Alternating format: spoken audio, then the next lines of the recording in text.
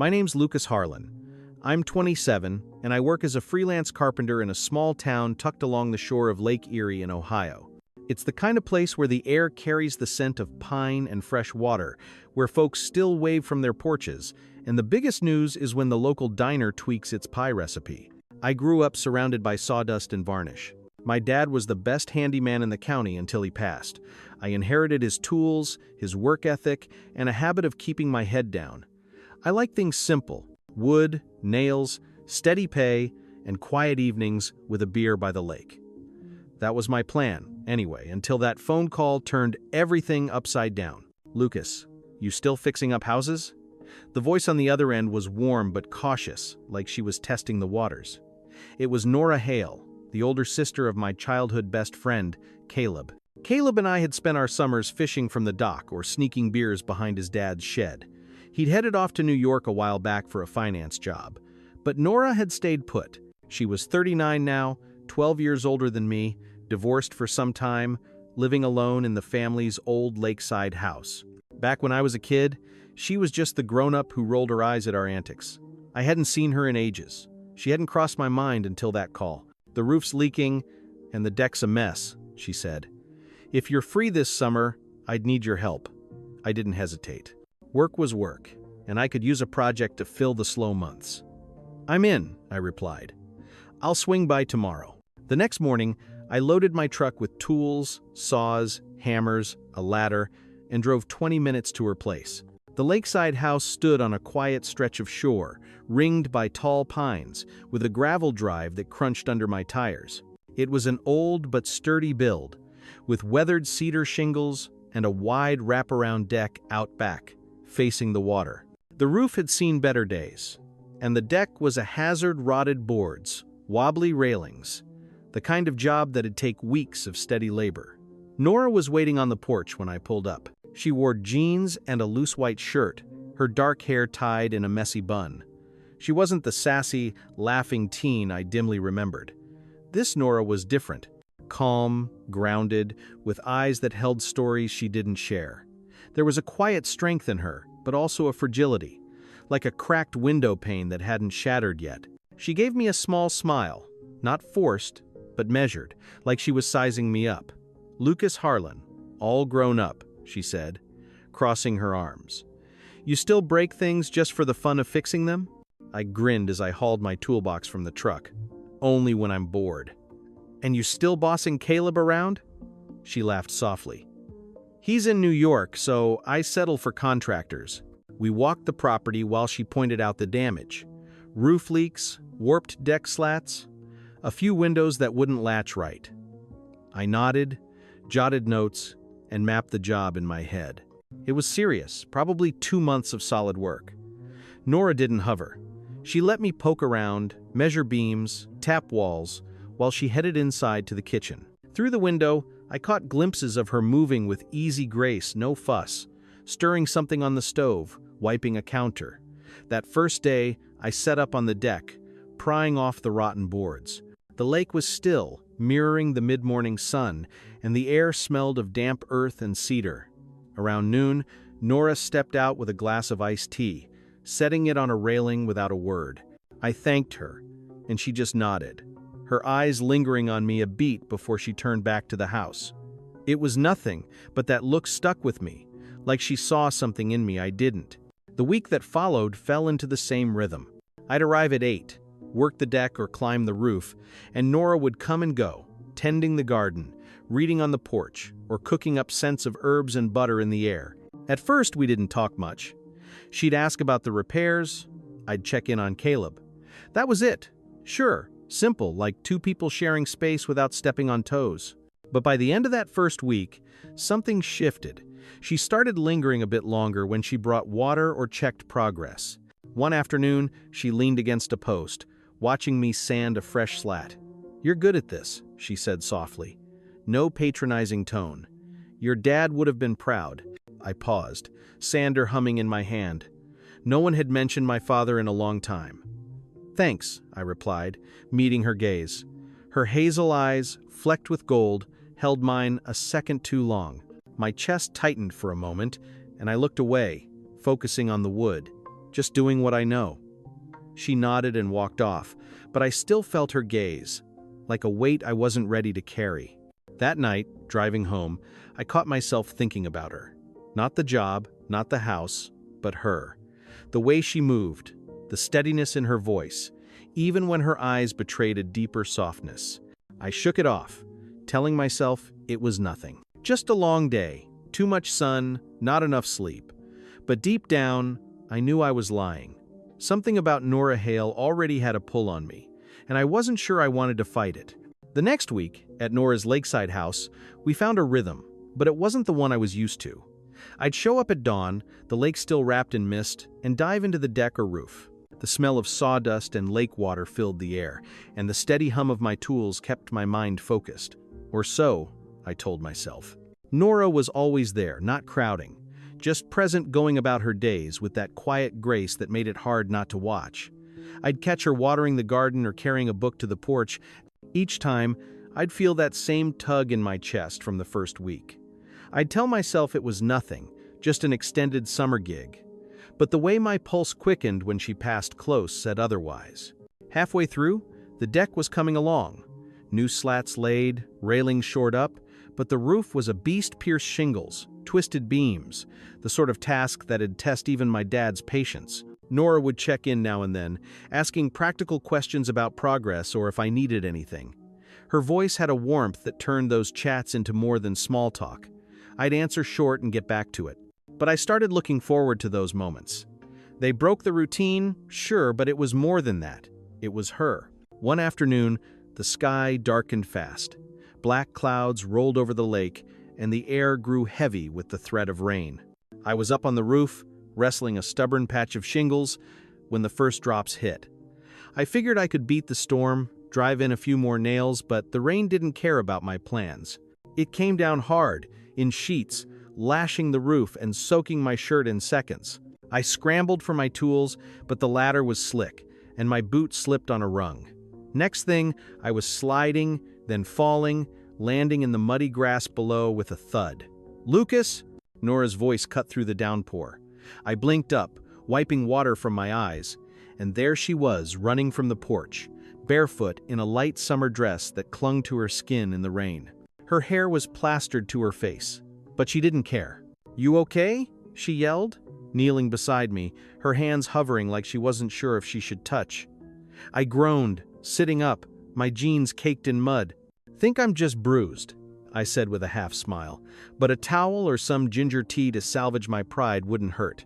She stared for a beat, then burst out laughing.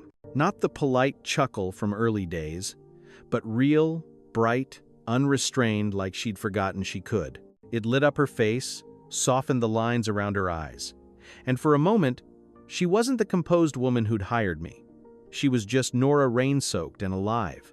"Come on," she said, standing and offering her hand. "Let's get you out of this mud." Inside, she tossed me a towel and pointed to the kitchen. The house smelled of fresh herbs and lemon cleaner, a welcome warmth against my wet chill. She put water on for tea, her dress still dripping, and I tried not to notice how it hugged her curves. "You'll catch cold running out like that," I said, drying my hands. "Speak for yourself, Mr. Rooftop Tumble," she shot back with a playful edge. She handed me a mug, her fingers brushing mine for a fleeting second. It was nothing, but my skin sparked like it had been lit. We sat at her small kitchen table, rain pounding outside, steam rising from our cups. The silence wasn't awkward, it was full, like we were both waiting for something to tip. "You didn't have to run out in the storm," I said to break it. "I would have survived." She looked at me over her mug rim, hazel eyes steady. "Maybe I wasn't worried about your survival. Maybe I just didn't want you out there alone." I didn't know what to say. Her words hung there, simple but heavy, and that pull hit me again, stronger now. I sipped my tea, trying to focus on the ginger's bite instead of how her gaze squeezed my chest. "Well, thanks," I finally managed. "I'm not used to anyone looking out for me." She tilted her head, studying me. "You're not as tough as you pretend, Lucas Harlan." There was no judgment in her tone, just quiet observation, like she'd spotted something I hadn't meant to show. The rest of the afternoon, we talked not about the roof or deck, but real things. How she'd spent her girlhood summers here. how the lake was the only place she could breathe after her divorce. She didn't spill everything, but she let me glimpse the cracks under her calm. "It's odd," she said, staring out at the rain. "This house, it's all I have left of them. Mom, Dad, Caleb. But sometimes, I feel like I'm haunting it, like I don't belong anymore." I wanted to say something profound, but I settled for, "You belong more than you think." She smiled, a small, genuine one, and I felt like I'd gotten it right for once. When the rain eased, I grabbed my tools and headed back to the deck, clothes still damp, but my head clearer. Nora watched from the porch, arms crossed, her dress clinging. I pretended not to notice, but I saw everything. Every glance, every word. It was building something I couldn't name yet. As I nailed in a new slat, I caught her watching from the corner of her eye, her expression unreadable but soft. And for the first time, I wondered if she felt it too, that quiet pull. That thing neither of us was ready to admit. Summer settled over the lake like a warm blanket, long, hazy days, air thick with pine and sun-warmed water. I was halfway through the fixes at Nora's place. The deck felt solid underfoot now, the roof patched and watertight. My morning started with coffee and a thermos, tools spread like old friends, the work's steady pace. But it wasn't just the job holding me here. It was her Nora. Each day, I waited for the sound of her steps on the porch. The way she'd lean on a post to ask about progress, that half smile like our little secret. We'd slipped into a routine, if you could call it that. I'd work till noon, and she'd bring something. Water, lemonade once, even a turkey and avocado sandwich. Our talk started small, best varnish for Cedar, Caleb's New York updates, if the lake was too chilly for a swim. But they'd unfold slow, like a leaf opening. She'd linger longer, her questions turning personal. "Ever thought about leaving this town, Lucas?" she'd ask. Or, "What would you build if you could do anything?" I'd answer, keeping it light. But her eyes had a way of drawing out truths I hadn't planned to share. One evening, after a long day sanding beams, she came out with 2 glasses of white wine, setting them on the new deck rail. The sun dipped behind the pines, gilding the lake. I wiped sawdust from my hands and sat beside her on the steps, the wood still warm from the day. "You don't have to feed me like this, you know," I said, taking a sip. The wine was crisp, cooler than expected. She shrugged, her hair catching the light as she tucked a strand behind her ear. Maybe I liked the company. Her voice was soft, but it carried weight like she was testing the air between us. I looked at her, and for a moment, neither of us spoke. The lake lapped gently at the shore, and I felt that pull again, stronger, like a current I couldn't fight. "We don't get much of it around here, do we?" I asked. "Company, I mean." She stared at the water, fingers tracing her glass rim, not the kind that matters. "After the divorce, it's like I forgot how to let people in. This house is safe, but it's lonely too." Her voice cracked just a touch, and I saw it, the fragility she hid so well, the part of her still picking up pieces. I wanted to reach out, fix it somehow, but I stuck to, "I get it. After Dad died, I kept everyone at arm's length. Easier that way." She turned to me, hazel eyes searching mine, and I felt exposed like she'd unlocked parts of me I'd bolted shut for years. "You don't strike me as the type to push people away," she said softly. I laughed, short and rough. "I'm good at faking it." She didn't laugh back. Instead, she reached out, her fingers brushing mine on the step. It was fleeting, but it hit me like the first spark of a fire. "You don't have to fake it with me, Lucas," she said. The way she said my name, soft, deliberate, tightened my throat. We sat there as the sky darkened, wine forgotten, talking about things I hadn't shared with anyone in years. How I'd dreamed of being an architect before Dad's tools became my world.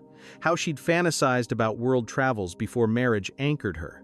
The air between us hummed, electric, but we both held a careful distance. There was an unspoken line. Her as Caleb's sister, the 12-year gap, the town that loved to gossip.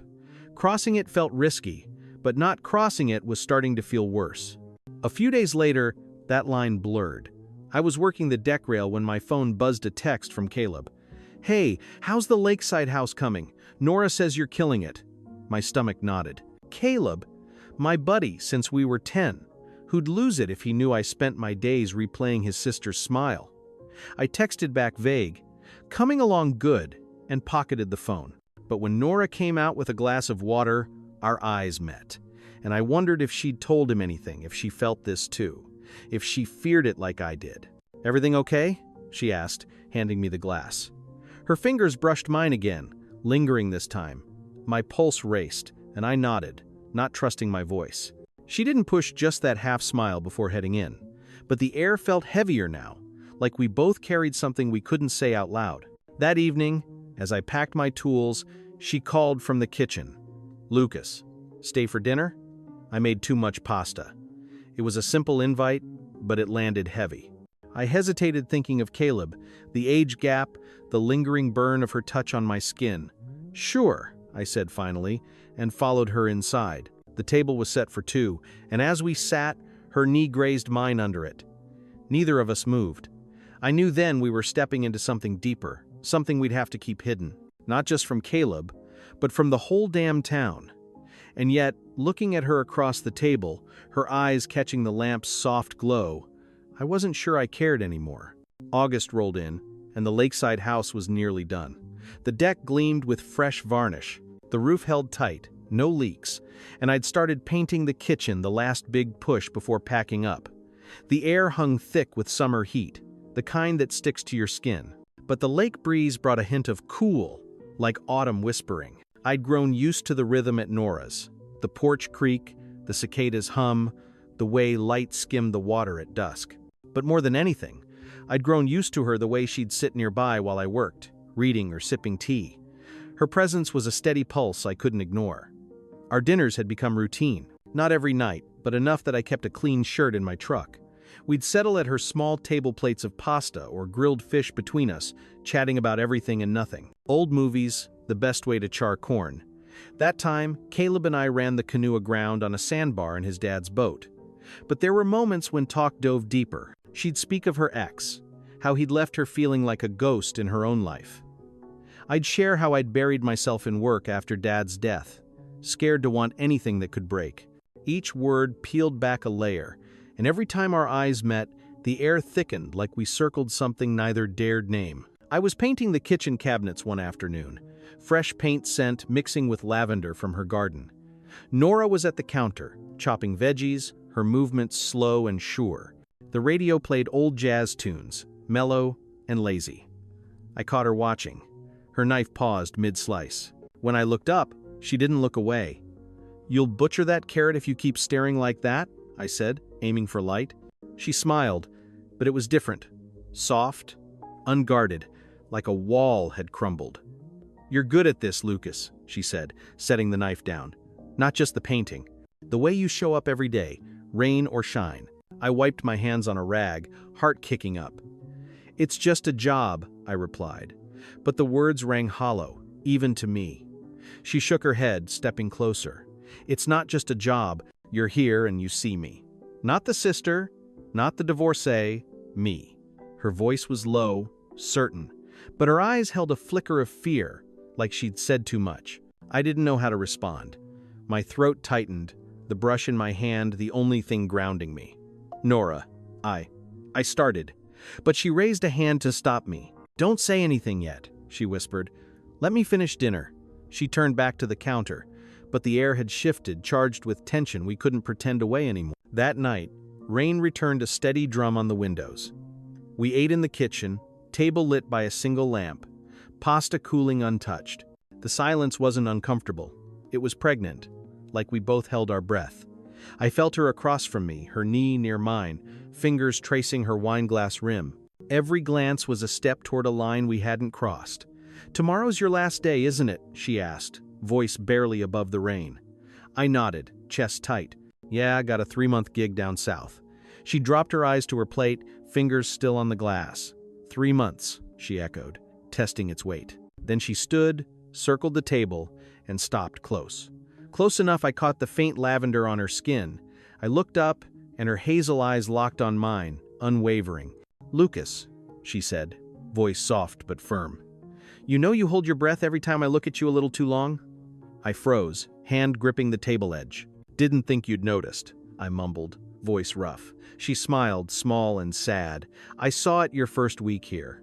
And you know what? Every time you call from the garden or lean over that damn toolbox, my heart does this thing where it forgets to settle. She stepped closer, her hand on my chair back. Near enough, I felt her warmth. I've spent years telling myself I didn't deserve to want anything. But you make me want to try again. My pulse hammered, her words crashing like waves. I wanted to touch her, close the gap, but I was rooted. Caleb's face flashed our years of friendship, his laugh if he knew, or the lack of it, the 12-year difference, the town's wagging tongues. But her eyes, those gold-flecked hazel ones, held me, and none of it mattered as much as her, standing there. "I don't know what this is," I said at last, voice low. "But I feel it too, and it scares the hell out of me." She nodded, like she'd expected it. "Me too, but I'm tired of being afraid." She paused, then leaned in, her face inches from mine. "If you come back in October, Lucas, the deck might need another coat of varnish. And I'll still be here." I swallowed, my hand trembling to reach for her. But I didn't. "Not yet. I'll think about it," I said, but my voice betrayed me. It wasn't a maybe, it was a vow. Nora was on the porch when I came to say goodbye, wrapped in a soft gray sweater, her hair loose and catching the morning light. She held a coffee mug, hazel eyes steady but softer than usual, like she held something back. "You sure you got everything?" she asked, voice light, but laced with something I couldn't place. I patted my toolbox, forcing a grin. Tools, check. Pride, mostly intact. We're good. I wanted to keep it easy, pretend last night's talk hadn't upended my world.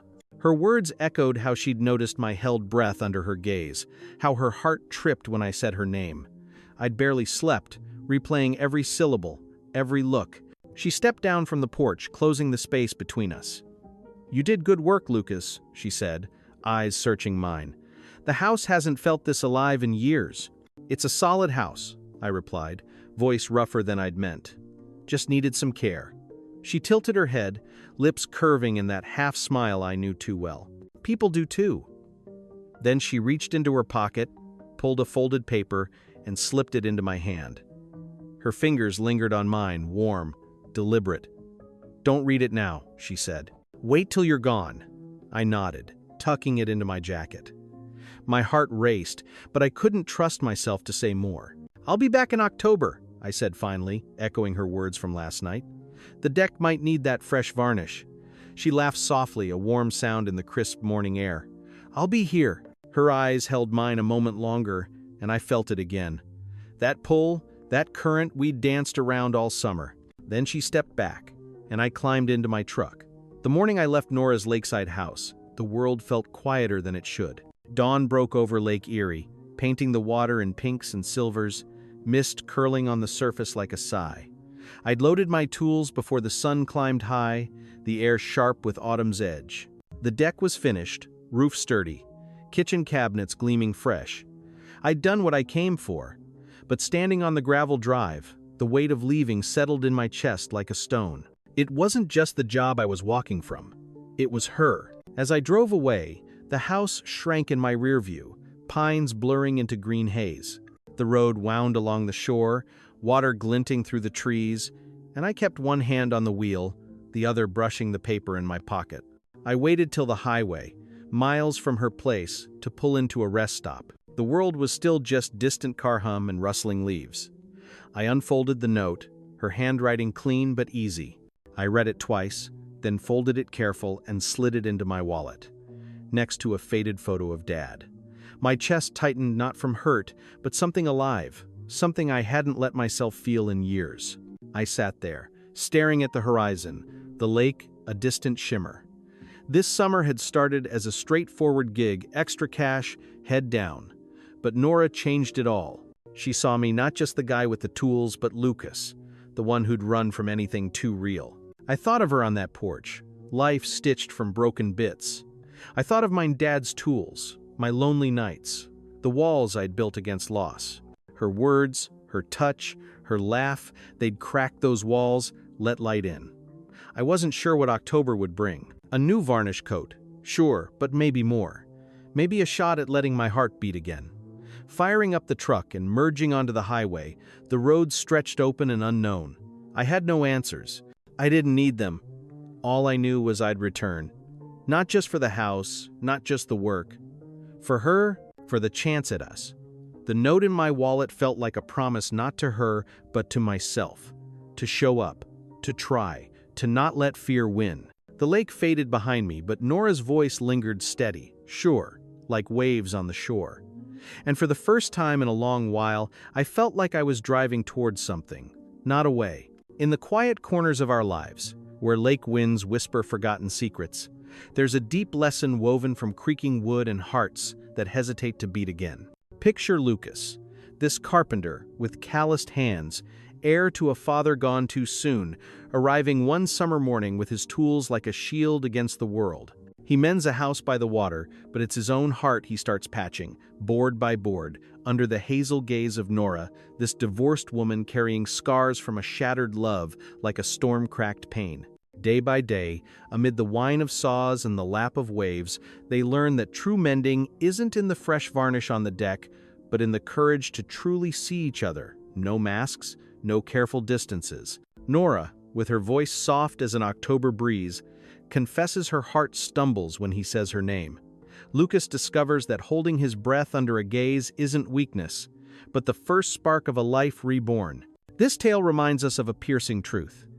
The fear of love after loss is like a leaky roof. It shelters us for a spell, but eventually drowns us in solitude. And what if, like Lucas, we dared set down our tools for a moment to reach for the unknown? What if we let those hidden currents carry us, instead of fleeing? For life isn't a solo build. It's a fragile dance between what's broken and what might heal, between the walls we raise and the windows we finally open. Let this lesson brush your soul. Don't wait for autumn to repaint your heart. Dare the spark, the laugh in the rain, the promise of a return that's no longer a question, but a heartbeat reclaimed. And you, dear friends, what holds your heart back today? Share in the comments that fear you've conquered, or the one still whispering. Your stories bind us, like sturdy deck slats. Don't forget to like, share, and subscribe to the channel for more tales that mend the spirit. Together, let's build bridges to tomorrow. See you soon with more Heart by the Lake.